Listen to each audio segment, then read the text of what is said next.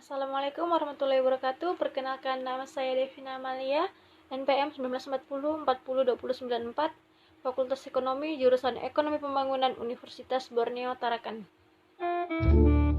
Jadi teman-teman, mengenai video saya kali ini, saya akan menjelaskan tentang investasi dan pasar modal. Silakan simak video saya berikut ini. Jadi, apa itu sebenarnya investasi? Investasi adalah suatu aktivitas menempatkan dana pada satu periode tertentu dengan harapan penggunaan dana tersebut bisa menghasilkan keuntungan dan atau peningkatan nilai investasi. Pada dasarnya, tujuan investasi adalah untuk menghasilkan sejumlah uang, namun untuk tujuan yang lebih luas adalah untuk meningkatkan kesejahteraan para investor. Namun, secara khusus, ada beberapa alasan mengapa seseorang melakukan investasi.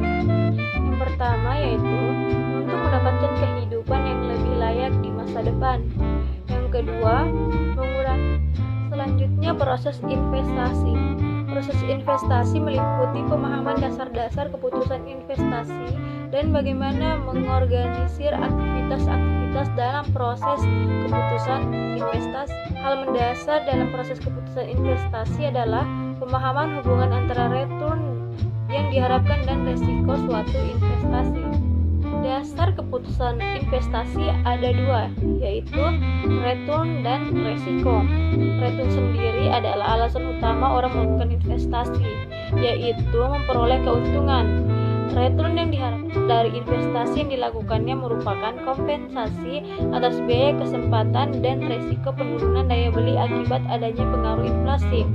Sedangkan risiko, beberapa besar risiko yang harus ditanggung dari investasi tersebut. Umumnya semakin besar risiko, maka semakin besar pula tingkat return yang diharapkan.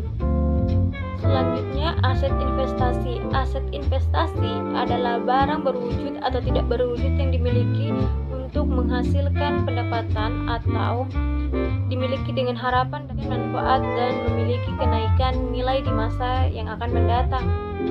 Aset investasi juga bisa dimiliki atau dikendalikan oleh individu, perusahaan, maupun negara. Menurut Investopedia, beberapa contoh aset investasi diantaranya termasuk reksadana, obligasi, real estate, dan rekening tabungan pensiun. Adapun beberapa proses keputusan investasi.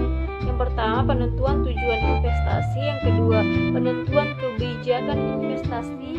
Yang ketiga, pemilihan strategi portofolio.